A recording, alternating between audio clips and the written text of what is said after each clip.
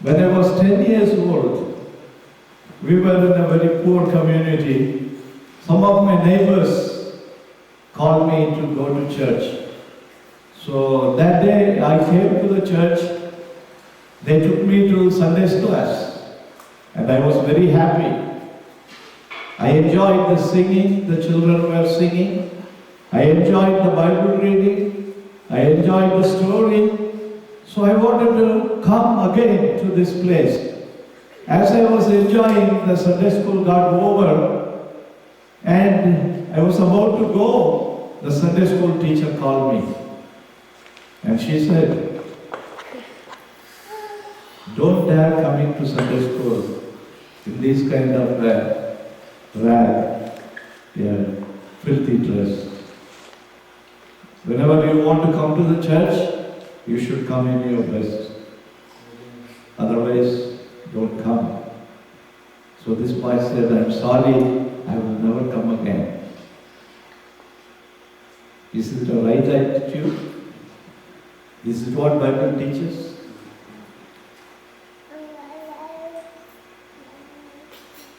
Is it the right attitude to a pastor? Or to the congregation? Or to the Sunday school teacher? And boy never returned to church. Now his body was lying there in his suit. In his death, they brought him to the church. Who was responsible? In James that we read that we are known. You don't need to turn. The Bible says, don't recognize people because of their dresses. Because you lose a soul. Please turn your Bible to Psalm, not Psalm. Yeah. Psalm 25:3.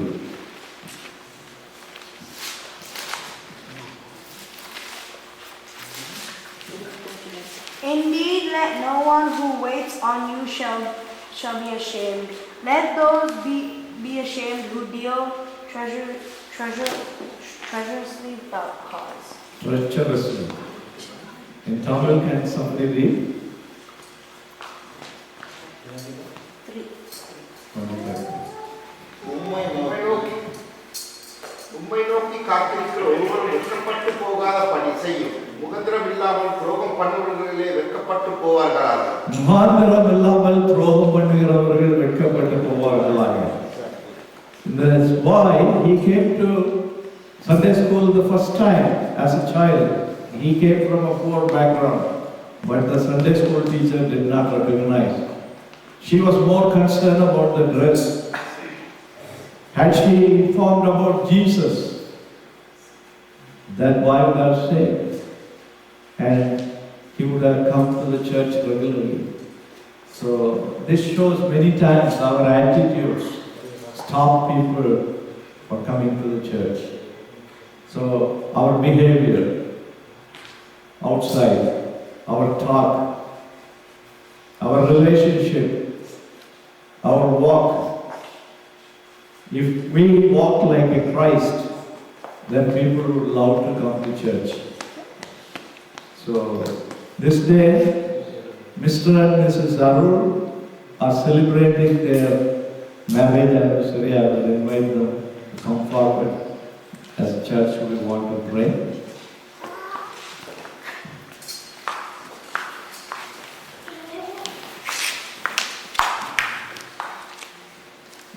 Congregation, please stand up.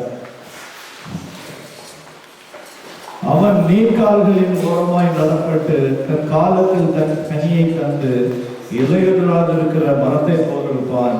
அவன் செய்வதெல்லாம் வாய்க்கும். Please stretch out your hand towards them. Lord, that you have given several years in their married life, it is your grace.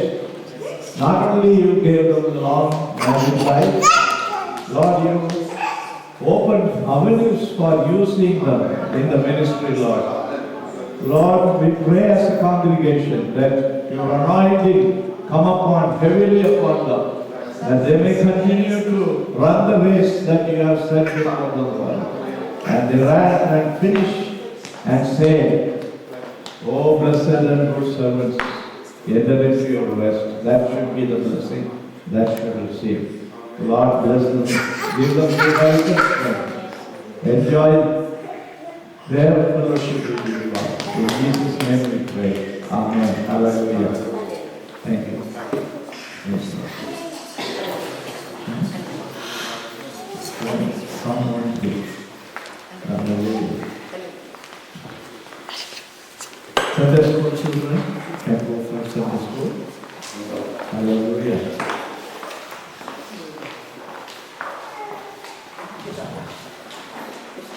Praise the Lord. இன்னைக்கு எல்லாரும் நீங்க ராமோஜனத்துக்கு வந்திருக்கீங்க. ராமோஜனம் is the right term. What do you call it? Lord's table. எங்க ஊர்ல ராமோஜனம் சொல்லுவாங்க. ராமோஜனம். So இன்னைக்கு உங்க மத்தியில பஸ்கா பண்டிகையை பற்றி நான் பேச போறேன். How it all started. இயேசு கிறிஸ்து சிலுவைக்கு போறதுக்கு முந்தின நாள் ராத்திரியிலே சீஷர்களோடு பஸ்கா ஆசரித்தார் என்று பார்க்கிறோம். இந்த பஸ்கா எங்கே இருந்து தொடங்கினது? உங்களுக்கு எல்லாம் தெரியும். ஆபிரகாமுக்கு தேவன் வாக்குத்தத்தம் பண்ணினார். உனக்கு கானானை தருவேன், உன்னுடைய ஜெனரேஷனுக்கு, உன்னுடைய வருகிற ஜனங்களுக்கு நான் கானானை கொடுப்பேன் வாக்குத்தத்தம் சொன்னார். ஆனால் வாக்குத்தத்தத்தை கொடுத்து விட்டு சொன்னார், 400 ஆண்டுகள் நீங்கள் இது ஈஜிப்ட்ல அடிமைகளாக இருப்பீர்கள் என்று.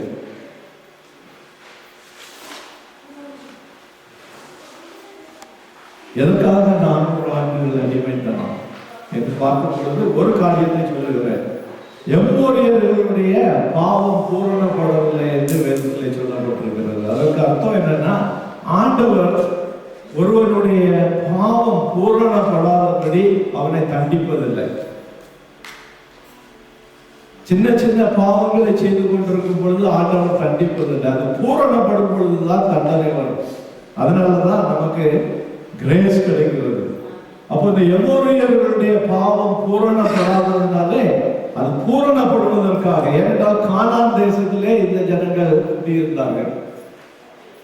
அவர்களை அழித்துதான் ஆண்டவர் கானானை இஸ்ரவேலுக்கு கொடுத்தார். அதனால 400 வருஷங்கள் இவர்கள் அடிமைத்தனத்திலிருந்து, அடிமைத்தனத்துல பார்வோவின் கீழே மிகவும் துன்பப்பட்டு 9 வாதைகளை ஆண்டவர் அனுப்பினார் விடுதலை பண்ண. ஆனால் பார்வோனுடைய இருதயத்தை ஆண்டவர் கடினப்படுத்தினார்.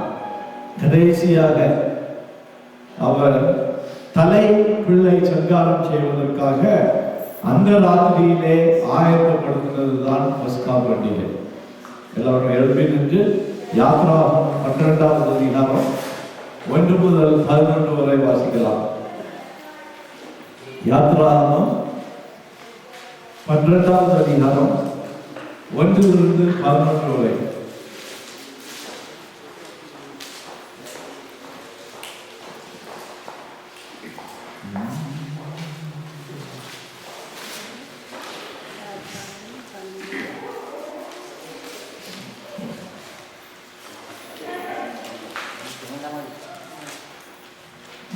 எல்லாரும் எடுத்துட்டீங்கன்னா அமைப்பாங்க.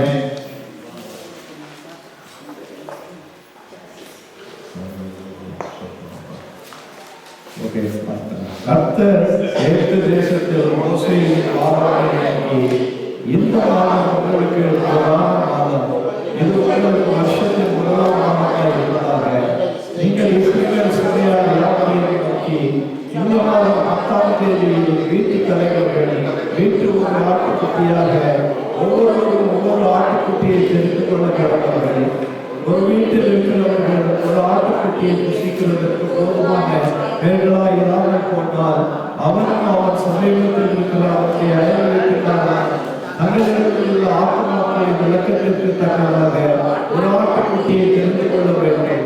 அவன் அவன் புசிப்புக்கு தக்கதாக இலக்கம் பார்த்து ஆட்டுக்குட்டியை தெரிந்து கொள்ள வேண்டும். அந்த ஆட்டுக்குட்டி பழுவற்றதும் ஆணும் ஒரு வயதுள்ளதுமாய் இருக்க வேண்டும். செம்மறியாடுகளாக வெள்ளரியாடுகளாக அதை பெற்றுக் கொள்ளலாம்.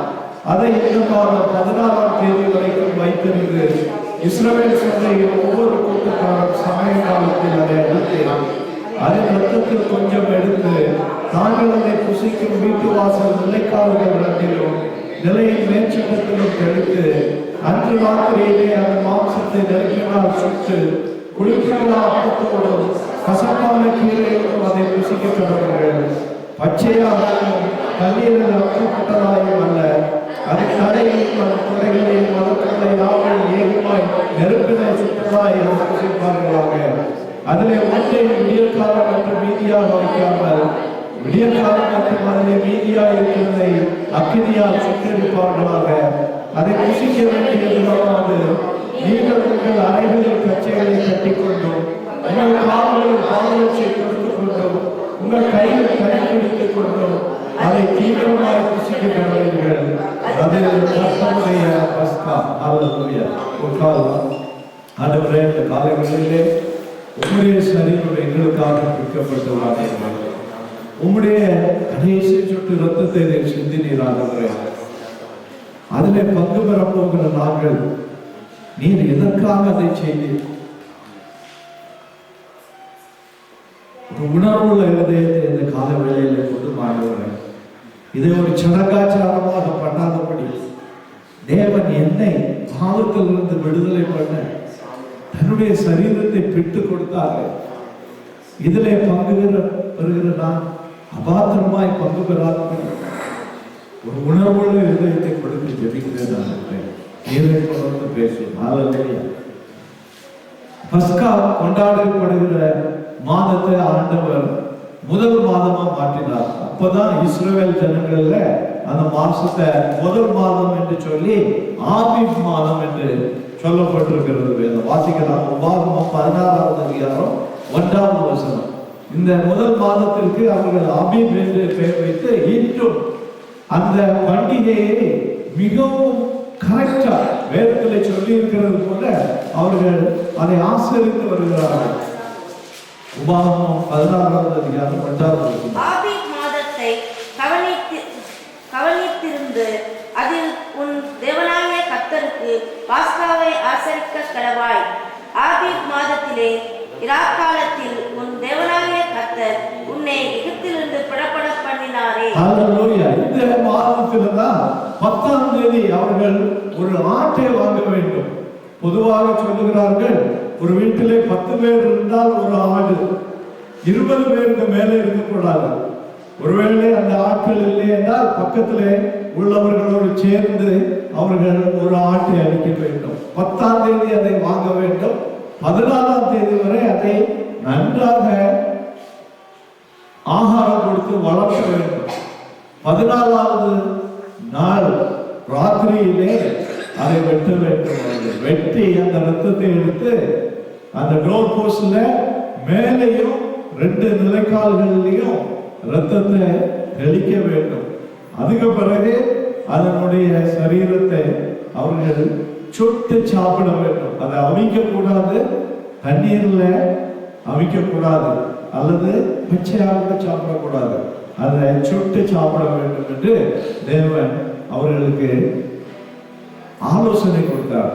எதற்காக கொடுத்தார் என்றால், அந்த ராத்திரியிலே சங்கார தூதன் அந்த எகிப்து தேசத்திலே கடந்து வர போகிறான். சங்கார தூதன் கடந்து வரும்போது எந்த வீட்டிலே இரத்தத்தின் அடையாளம் இல்லையோ அந்த வீட்டிலே உள்ள தலைப்பிள்ளையை சங்காரம் செய்வதற்காக. அதனால ஒருவேளை ஒரு எகிப்தியன் அதை விசுவாசித்து அவன் தேவன் சொன்ன கட்டளைப்படி அந்த ரத்தத்தை தெளித்திருந்தால் அவன் பிழைக்க சான்ஸ் உண்டு. அதே நேரத்தில் ஒரு இஸ்ரவேலன் இதை செய்யாதபடி இருந்தால் அவனுடைய தலைப்பிள்ளை கொல்லப்படும். அப்படிப்பட்ட சூழ்நிலையிலே ஆண்டவர் இந்த ஒரு பழக்கத்தை உருவாக்குகிறார். இது யூதர்களுக்கு கொடுக்கப்பட்ட பழக்க வழக்கம். இயேசு கிறிஸ்து யூதராக இருந்ததினாலே அவர் அந்த பஸ்கா பண்டிகையை வருஷத்தோறும் ஆசரித்து வந்தார். அதனாலதான் அவர் மரணத்துக்கு போறதுக்கு முன்னால அவர் ஜனங்களுக்கு வெளிப்படுத்தினார், இந்த ஆட்டுக்குட்டிகளை நீங்க அழித்துக் கொண்டிருந்தீர்களே, நான் இப்பொழுது அந்த ஆட்டுக்குட்டியாய் என்னை ஒப்புக் கொடுக்கிறேன். சீஷர்களுக்கு அதை வெளிப்படுத்தினார், ஆனால் அவர்களுக்கு விளங்கவில்லை. தன்னையே அந்த ஆட்டுக்குட்டியாய், எப்படி யூதர்கள் அந்த ஆட்டுக்குட்டியை அடித்தார்களோ அதே போல இயேசு கிறிஸ்து பிதாவுடைய கோபத்தினாலே சுட்டரிக்கப்பட்டார். எப்படி அந்த ஆடு சுட்டரிக்கப்பட்டதோ அதே போல உங்களுடைய என்னுடைய பாவத்துக்காக பிதா பார்க்க முடியாத அந்த பாவம் இயேசுவின் மேலே செலுத்தப்பட்ட பொழுது பிதாவுடைய உக்கிரகம் அவர் மேலே இறங்கினது என்று சொல்லப்பட்டிருக்கிறது. அதனால்தான் அவர் கதறினார், என் தேவனே என் தேவனே ஏன் என்னை கைவிட்டீர்? அதுவரையில் அவர் தேவன் என்று அழைத்ததில்லை. அவர் எப்பொழுதும் அப்பா பிதாவை என்று சொல்லிக் கொண்டிருந்தார். ஆனால் அந்த பாவம் இறங்கின பொழுது அவருக்கும் பிதாவினுடைய சம்பந்தமும் முறிக்கப்பட்டது. அவர் உங்களை என்னையும் போல அவரை தேவனே என்று கூப்பிட ஆரம்பித்தார். எவ்வளவு கொடூரம்! அந்த பாவத்தின் அகோரம் அவரை அமைக்கிறது. ஒரு மனிதனுடைய பாவத்தையே நம்மால் தாங்க முடியல. அதனால் வருகிற விளைவுகளை உலகத்தின் பாவத்தை அவர் சுமந்து தீர்த்தார் என்று சொல்லும் பொழுது அந்த வசனத்திலே சொல்லப்பட்டிருக்கிறது. அவர்கள் அந்த பஸ்காவை எப்படி சாப்பிட்டார்கள்?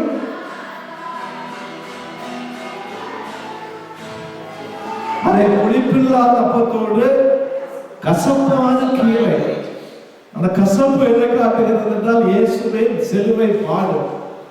அவருக்கு கசந்த காரியை கொடுத்தாங்க. அந்த கசப்பான அனுபவத்திலே தேவன் எல்லாவற்றையும் நமக்காக சகித்தார் என்று வேதம் சொல்லுகிறது. அதிலே ஒன்றையும் விடிய காலம் மட்டும் வைக்கக்கூடாது. ஏதாவது ஒருவேளை மீதியாக இருந்தாச்சுன்னா எல்லாவற்றையும் சுற்றறிக்கப்பட வேண்டும். அதனாலதான் நம்ம இந்த ராபோஜனத்திலே பங்கு பெறும் பொழுது ராபோஜனம் முடிந்த பிறகு ஏதாவது மீதி இருந்தால் சபையாக நாம் அதை முடிக்க வேண்டும். அதை விட்டு வைக்க கூடாது. இது தேவனுடைய கட்டளை. பஸ்காவின் கட்டளை தேவனுடைய கட்டளை. அதே போல ராபோஜனமும் தேவனுடைய கட்டளை. அதனால இதை மிகவும் லகுவாக நினைச்சுக்கிட்டு நம்ம இஷ்டப்போடு வாழ்ந்துகிட்டு பங்கு பெறுவதை தேவன் விரும்பவில்லை. இங்கு சில காரியங்களை நம்ம பார்க்கிறோம். இந்த நியமத்தை இஸ்ரவேல் ஜனங்கள் விசுவாசத்தோடு செய்தார்கள் என்று வேதம் சொல்லுகிறது. விசுவாசம் என்ன? இதிலே புசிப்பதனாலே என்ன கிடைக்கும்? என்னுடைய சாபங்கள் தீரும். பஸ்காவை விமர்சித்தவர்கள் தங்களுடைய பிள்ளைகள் பாதுகாக்கப்படுவார்கள், தங்களுக்கு சாபம் வராது என்று அவர்கள் அதை சாப்பிட்டார்கள். நாம் எதற்காக சாப்பிடுகிறோம்? இயேசு கிறிஸ்து என்னுடைய பாவங்களுக்காக மரித்தார். அவர் அடக்கம் பண்ணப்பட்டார். 3ஆம் நாள் உயிர்த்தெழுந்தார். நம்ம வாசிக்கிறோம் எபிரேயர் 11:28. விசுவாசத்தோடு அதை செய்யலைன்னா இதுல பங்கு பெறுவதில் எந்த பிரயோஜனமும் கிடையாது. ஹீப்ரூஸ் 11:28.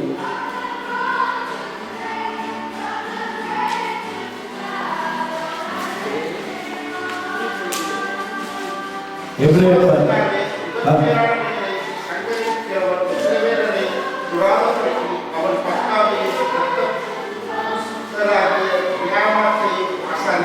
நியமத்தையும் ஆசாரித்தார். விசுவாசத்தினாலே முதல் பேரானவைகளை சங்கரிக்கிறவன் இஸ்ரவேலை தொடாதபடிக்கு அவன் பஸ்காவையும் ரத்தம் பூசுவதையாகிய நியமத்தையும் ஆசரித்தார். இதுல சில கண்டிஷன்ஸ் ஆண்டவர் கொடுத்திருக்கிறார். நம்ம வாசித்தோம். புளித்த மாவை உபயோகிக்க கூடாது என்று. இந்த ஆட்டுக்குட்டி அவர்கள் சுட்டு சாப்பிடும் பொழுது புளிப்பில்லாத அப்பத்தை உண்டு பண்ணி சாப்பிட வேண்டும். இந்த அப்பத்தை அவர்கள் 7 நாள் சாப்பிட வேண்டும். இஸ்ரவேலர்கள் இப்பொழுதும் அந்த பஸ்கா பண்டிகையை 7 நாள் ஆசரிக்கிறார்கள். அதன் முதல் நாளிலே அவர்கள் எல்லோரும் கூடி வருவார்கள், 7ஆவது நாளில் கூடி வருவார்கள். ஆனால் இந்த மா புளித்து இருக்கக்கூடாது என்று சொல்லப்பட்டிருக்கிறது. இது 7 நாளைக்கு இவர்கள் புளித்த மாவின் பக்கமே போகக்கூடாது.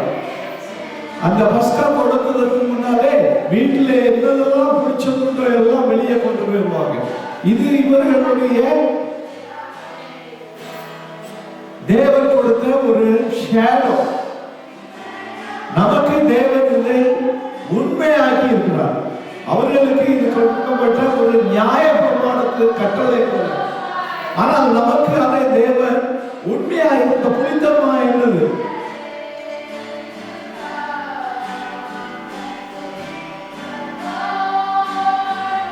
அதை பார்க்கலாம் நமக்கு புனிதமா என்ன. முதலாவது இந்த யாத்திராவும் 12:19 வாசிங்க.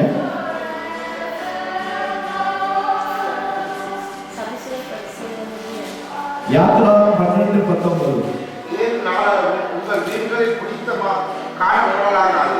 எவனாலும் குறிப்பிடப்பட்டதை புசித்தால் அவன் பரதேசியானாலும் சுதேசியானாலும் அந்த ஆத்மா இஸ்ரவேல் சபையில் இராமல் அனுப்பி போவான்.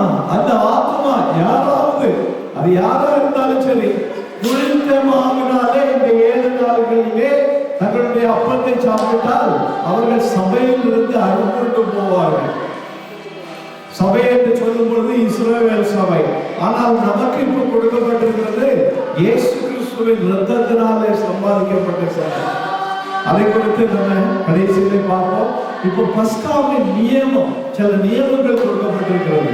இந்த பஸ்காவை யாரெல்லாம் தொடக்கூடாது என்று நான் எதற்காக இதை பேசுகிறேன் என்றால், இது ஒரு சடங்காச்சாரம் அல்ல. சர்ச்சைக்கு வந்ததுனால நான் எடுக்கணும்னு don't think. Are you ready? Are you living a life fit to touch this? Otherwise, instead of becoming a blessing, it will become a curse. That's what the Bible says. வேதத்திலே சொல்லப்பட்டிருக்கிறது, அநேகர் தங்களுடைய நாட்களுக்கு முன்னாலே மரித்ததற்கு காரணம் அவர்கள் பாவத்தை செய்து கொண்டு பஸ்காவிலே புசித்ததுனாலே. வாசிங்க பஸ்காவை தினம் யாத்திராவும் 12:43-49 வாசிக்கலாம். வேறு கர்த்தர் மோசேயை ஆரோனை நோக்கி, பஸ்காவின் நியாயமாவது அந்நிய புத்திரனும் ஒருவன் அதை புசிக்க வேண்டாம். பணத்தினாலே கொல்லப்பட்ட அடிமையானவன் எவனும் நீ அவனுக்கு விருத்தசேதனம் பண்ணின பின் அவன் அதை புசிக்கலாம். அந்நியனும் கூலியாரும் அதிலே புசிக்க வேண்டாம். அதை ஒவ்வொரு வீட்டிற்குள்ளும் புசிக்க வேண்டும். அந்த மாம்சத்தில் கொஞ்சமாகியும் வீட்டிலிருந்து வெளியே கொண்டு போகக்கூடாது. அதில் ஒரு எலும்பையும் முடிக்கக்கூடாது. இஸ்ரவேல் சபையார் எல்லாரும் அதை அசைக்கப்படவர்கள். அந்நியனும் ஒருவன் உன்னிடத்திலே தங்கி கர்த்தருக்கு பஸ்காவை ஆசரிக்க வேண்டும் என்று இருந்தால் அவனை சேர்ந்து ஆண் பிள்ளைகள் யாரும் விருத்தசேதனம் பண்ணப்பட வேண்டும். பின்பு அவனை சேர்த்து அதை ஆசரிக்க வேண்டும். அவன் சுதேசியை போல இருப்பான். விருத்தசேதனம் இல்லாத ஒருவன் அதை புசிக்க வேண்டாம். முதலாவது அந்நிய புத்திரர் யாரும் அதிலே புசிக்க கூடாது. அந்நிய புத்திரர் என்று சொல்லும் பொழுது சபையிலே தேவனுடைய வழிமுறையின்படி சபையிலே சேராத யாரும் புசிக்க கூடாது. அதற்கு முதல் தேவை அவர்கள் ரட்சிக்கப்பட்டிருக்க வேண்டும். இயேசு கிறிஸ்துவை சொந்த ரட்சகராக ஏற்றுக்கொண்டிருக்க வேண்டும். இரண்டாவது அவர்கள் இயேசு கிறிஸ்துவனுடைய கட்டளையாகிய ஞானஸ்நானம் பெற்றிருக்க வேண்டும். இது 2 இருந்தாலும் இதுல பங்கு பெறுவதற்கு தகுதி. ஆனால் இவை இருந்தால் கூட அவர்கள் அனுதினம் தேவனுக்காக தங்களை அர்ப்பணம் செய்யாத பட்சத்திலே அவர்கள் அதிலே பங்கு பெறக்கூடாது. அந்நியனும் கூலியாளர்களும் அதிலே புசிக்க வேண்டாம். விருத்த சேதனம் பண்ணாத யாரும், விருத்த சேதனம் என்று சொன்னால் ஆபிரகாமுக்கு கொடுக்கப்பட்ட கட்டளை. விருத்த சேதனத்தை ஆண்டவர் ஒரு அடையாளமாக யூதர்களுக்கு கொடுத்தார். உங்களுக்கு தெரியும், மோசேயுடைய பிள்ளைகள் விருத்த சேதனம் பண்ணாத சமயத்திலே தேவனுடைய கோபம் வந்து அவர்களை கொல்ல போகும் பொழுது அவனுடைய மனைவியை பிள்ளைகளுக்கு விருத்த சேதனம் பண்ணினாள் என்று சொல்லப்பட்டிருக்கிறது. விருத்த சேதனம் என்பது யூதர்களுக்கு மிகவும் முக்கியமான ஒரு செய்கை. கர்த்தர் அவர்களுக்கு அடையாளமாக கொடுத்தது. ஆனால் இந்த விருத்த சேதன பண்டிகையை அவர்கள் கொண்டாடும் பொழுது வருஷத்துக்கு ஒரு முறை அதை அவர்கள் விடாதபடி அந்த நாட்களிலே செய்கிறார்கள். ஆனால் சபைக்கு இயேசு என்ன சொன்னார்? என் மரணத்தை நினைவு கூறும்படி நீங்கள் இதிலே பங்கு பெறுங்கள். இதிலே வந்து பங்கு பெறும் பொழுது எதை நினைவு கூற வேண்டும்? இது இயேசுவின் சரீரம் எனக்காக பிற்கப்பட்டது. இது சரீரம் அல்ல. It's not changing. டிரான்ஸ்சப்ஸ்டியேஷன் என்று சொல்வார்கள். சில மதத்தார் அப்படி அதை சொல்லுகிறார்கள். அதை தொட்ட உடனே அது தேவனுடைய சரீரமாக மாறி விடுகிறது. அவர்கள் என்ன செய்திருக்கிறார்கள்? இதை வணங்குகிறார்கள். பாவத்தை செய்துவிட்டு இதிலே வந்து பங்கு பெற்ற உடனே பாவ மன்னிப்பு கிடைக்க வேண்டும் என்று அவர்கள் தவறாக போதிக்கிறார்கள். வேதம் என்ன சொல்லுகிறது? நாம் பரிசுத்தமாய் வாழ்வதனாலே இயேசுவின் மரணத்தை நமக்கு ஞாபகப்படுத்துவதற்காக இதிலே பங்கு பெறுகிறோம் என்று. இதை சாப்பிடுவதனாலே யாரும் பரிசுத்தமடைய போவதில்லை. நாம் பரிசுத்தமாய் வாழ்வதனாலே இதிலே இயேசு கிறிஸ்துவின் ஐக்கியத்தை வெளிப்படுத்துவதற்காக நாம் இதிலே சாப்பிட போகிறோம். முதலாவது, இயேசு எதற்காக நீங்கள் கூடி வருகிறீர்கள் என்று சொல்லும் பொழுது அவரை நினைவு கூறும்படி தன்னைத்தானே சோதித்து அறிவதற்கு. வேதத்தில் நம்ம பார்க்கிறோம், 1 கொரிந்தியர் 11வது அதிகாரத்தில் ஒருவர் தன்னைத்தானே சோதித்து அறிந்து இதிலே கை வைக்க கடவன் என்று சொல்லப்பட்டிருக்கிறது. அபாத்திரமாய் பங்கு பெறக்கூடாது என்று சொல்லப்பட்டிருக்கிறது. ஆக்கினை தீர்ப்பு வராதபடி பங்கு பெறாதே என்று சொல்லப்பட்டிருக்கிறது. இதெல்லாம் எதற்கு சொல்லப்பட்டிருக்கிறது என்றால், நாம் இதை ஒரு விளையாட்டான காரியமா இதிலே பங்கு பெறக்கூடாது.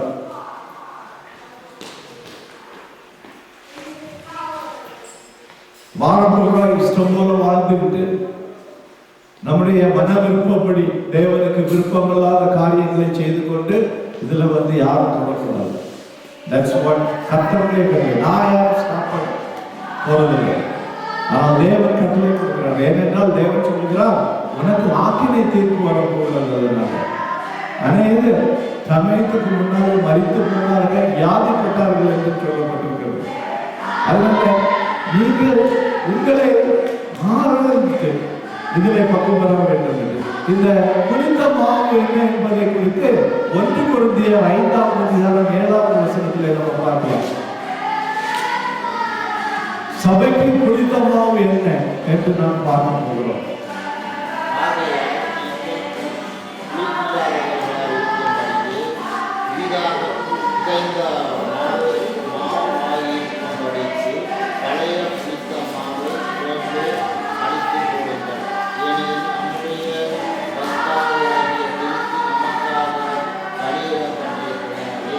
ஆகையால் நீங்கள் உங்களை பார்த்து சொல்லுகிறார், சபையை பார்த்து பொழுது பவுல் எழுதுகிறார், ஆகையால் நீங்கள் புளிப்பில்லாதவர்களாய் இருக்கிறபடியே, உங்களுக்குள்ளே புளிப்பு இருந்தால் நீங்கள் இதிலே பங்கு பெறக்கூடாது என்று இங்கு சொல்லப்பட்டிருக்கிறது. நீங்கள் புளிப்பு இல்லாதவர்களாய் இருக்கிறபடியே பழைய புளித்தமாகவே புறம்பே தள்ளிவிட்ட பழைய மனிதனை இன்னும் கரையாவிட்டால் இதிலே பங்கு பெறக்கூடாது. இந்த புளித்தமாவு என்று சொல்லும் பொழுது அது எதை சொல்லுகிறது? துர்க்குணம், பொல்லாப்பு. அடுத்த வசனத்தை வாசிங்க. அதனால் பழைய புளித்த மாவோடு அந்த துர்க்குணம், பொல்லாப்பு. துர்க்குணம், பொல்லாப்பு. அதுக்கு அர்த்தம் malice and wickedness. If you have துர்க்குணம் in your life, பொல்லாப்பு செய்கிற ஒரு வாழ்க்கை நமக்குள்ளே இருக்கும்னா இதுல நம்ம பங்கு பெறக்கூடாது அப்படின்னு சொல்லப்பட்டிருக்கிறது. குளிக்காத மாவு என்ன சொல்லப்பட்டிருக்கிறது? குளிக்காத மாவு. பங்கு வாசனை.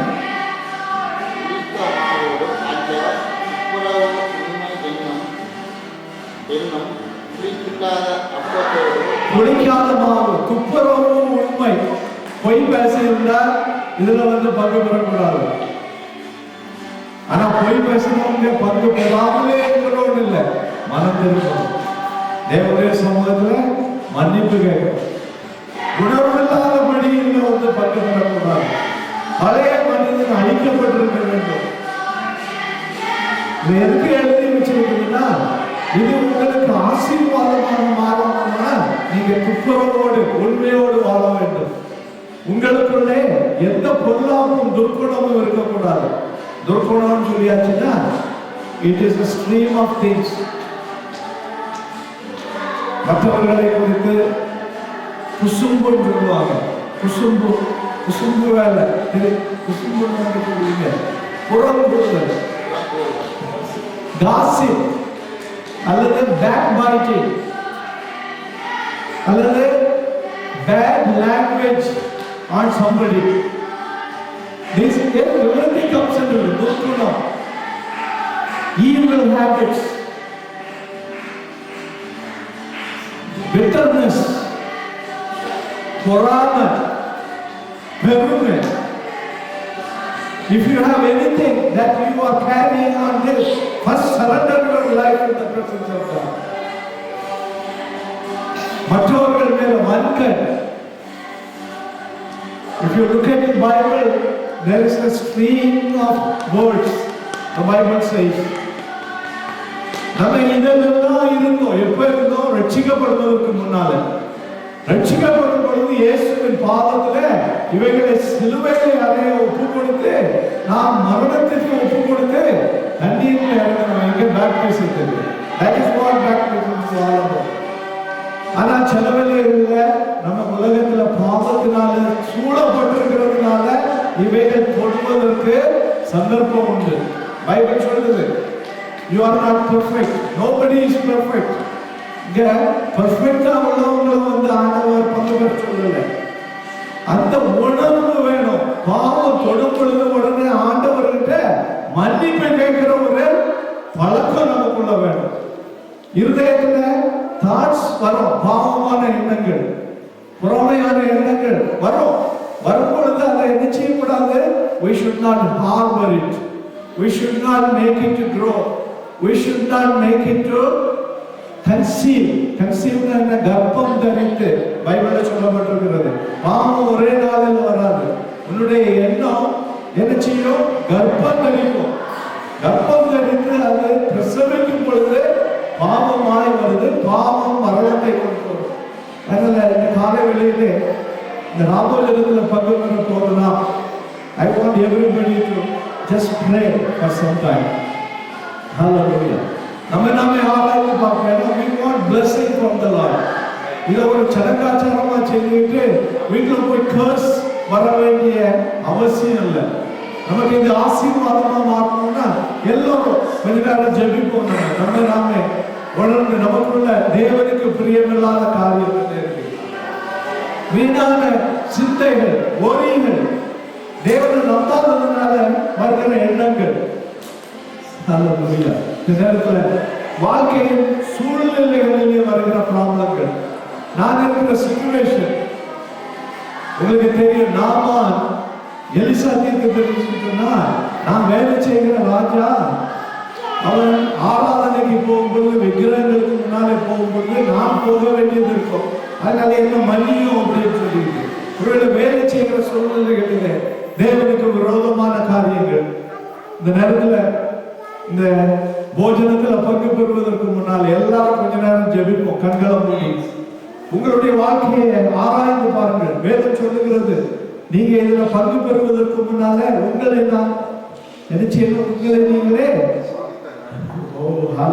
சோதித்தறியுங்கள் என்று ஆண்டவரே, உமது சமூகத்திலே உமது பஸ்காவிலே நாங்கள் பங்கு பெற வந்திருக்கிறோம். ஆண்டவரே,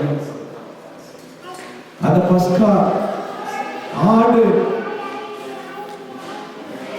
பிளமிஷ்லெஸ் என்று சொல்லப்பட்டிருக்கிறது. ஆண்டவரே, ஒரு குற்றக்குறையும் இல்லாத நீர் எங்களுக்காக அளிக்கப்பட்டீர். ஆண்டவரே, பாவமே செய்யாத நீர் எங்களுக்காக பாவமா நீர் தாழ்த்தனே. அப்பா, எங்களுக்காக அந்த பாவத்தின் கொடூரத்தை நீர் அப்படியே ஏற்றுக்கொண்டீர். ஆண்டவரே, நாங்கள் ஏதோ கடமைக்காக வந்து இதில் பங்கு பெறாதபடி நாங்கள் செய்த பாவம் உண்மை சிலுவையிலே அனுப்புகிறது என்பதை உணர்ந்து ஆண்டவரே, இந்த பாவத்தை திரும்ப திரும்ப செய்து உண்மை சிலுவையிலே திரும்ப திரும்ப அடிக்காதபடி இந்த நேரத்தில் எங்களை முழுமையாய் ஒப்பு கொடுக்கிறார்கள். எங்களை முழுமையாய் உச்சந்தலிலிருந்து உள்ளங்கால் வரை கழுவுப்பா. எங்களுடைய எண்ணங்களை சுத்தப்படுத்தும் ஆண்டவரே, எங்களுடைய வார்த்தைகளை சுத்தப்படுத்தும் ஆண்டவரே, எங்களுடைய நோக்கங்களை சுத்தப்படுத்தும் ஆண்டவரே. நாங்கள் உங்களுடைய பரிசுத்த சமூகத்திலே நிற்கிறோம் ஆண்டவரே. நீ சொன்னீர், பரிசுத்தம் இல்லாமல் ஒருவரும் தேவனை ஹல்லேலூயா சந்திக்க முடியாது. Nobody will come into the presence of the Holy God. அதனால நீ எங்களுக்காக பாவமா நீ ஆண்டவரே, தேவனுடைய கோபாக்கினை உமது மேல் விழுந்தது என்று நாங்கள் பார்க்கிறோம் ஆண்டவரே. என் தேவனே ஏன் என்னை கைவிட்டீர் என்று நீர் கதறுவதற்கு காரணம் நாங்கள் ஆண்டவரே. அதே பாவத்தை திரும்பவும் செய்யாதபடி இந்த நேரத்தில் எங்களை முழுமையாய் ஒப்புக் கொடுக்கிறோம். எங்களுடைய மறைக்கப்பட்ட பாவங்களை பார்க்கிறீர்கள். உமது கண்களுக்கு மறைவான பாவம் ஒன்று கிடையாது. எங்களுடைய வாழ்க்கை திறந்த புஸ்தகமாய் இருக்கிறது என்று வேதம் சொல்லுகிறது. உமது கண்களுக்கு முன்னால் நாங்கள் திறந்த புஸ்தகமாய் இருக்கிறோம். இன்னொரு இடத்திலே சொல்லி, you are naked in my presence. You see us in and out. இந்த நேரத்திலே அப்பா எங்களுடைய எண்ணங்களை சுத்தப்படுத்தி துப்புரவாக்குமாறு உண்மையை கொண்டு வரும். தேவைக்காக போய் சொல்லுகிற பழக்கங்களை மாற்றி போடுவாங்க. நாங்கள் நஷ்டப்பட்டாலும் உண்மையே சொல்லுவோம் என்று தேவனுக்காக வாழ்கிற ஒரு வைராக்கியமான வாழ்க்கையை கொண்டு இந்த சபை இந்த நாளிலே ஆண்டவரை புதுப்பிக்கப்படுவதாக, தேவ சமூகத்திலே கழுவப்படுவதாக. நீர் உடைய சீஷர்களுடைய பாதத்தை கழுவினீராக அந்த பஸ்கா நாளில் ஒவ்வொருவருடைய பாதத்தை நீர் கழுவினீராக. இந்த நாளில் கழுவும் ஆண்டவரே, ஒவ்வொருவருடைய பாதம் அல்ல, ஓ இருதயங்களை கழுவும் ஆண்டவரே. உங்களுடைய ஆடைகளை அல்ல, இருதயங்களை கிளியுங்கள் என்று நீ சொன்னீராக. இந்த நேரத்தில் ஒவ்வொரு இருதயங்களை கிழித்தவர்களும் ஆண்டவரே. ஓ தேவனுடைய ரத்தம் இப்பொழுது கடந்து செல்வதாக, சுட்டரிக்கப்படுவதாக. அந்த மாமிசத்தை சுட்டது போல ஆண்டவரே இந்த நேரத்தில் உமக்கு விருப்பமில்லாத கிரியைகள் சுட்டரிக்கப்படுவதாக, சுட்டரிக்கப்படுவதாக. ஸ்தோத்திரம், ஸ்தோத்திரம், ஸ்தோத்திரம். Thank you, Jesus. Hallelujah. Hallelujah. Sister, ஒரு கருத்து சிலுவை பாட்டு ஏதாவது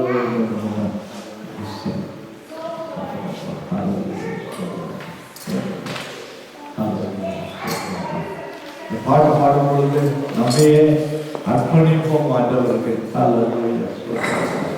Thank you, Jesus. Thank you, Lord.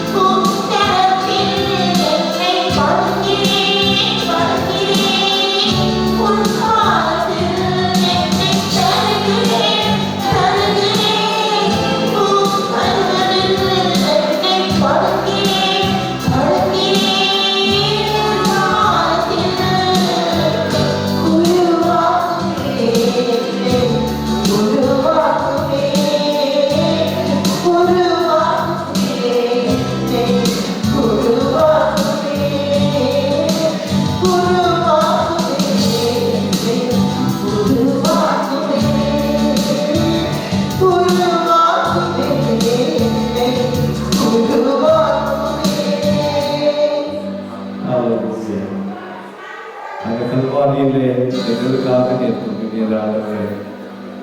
கல்வாரியம்மை N நீருமே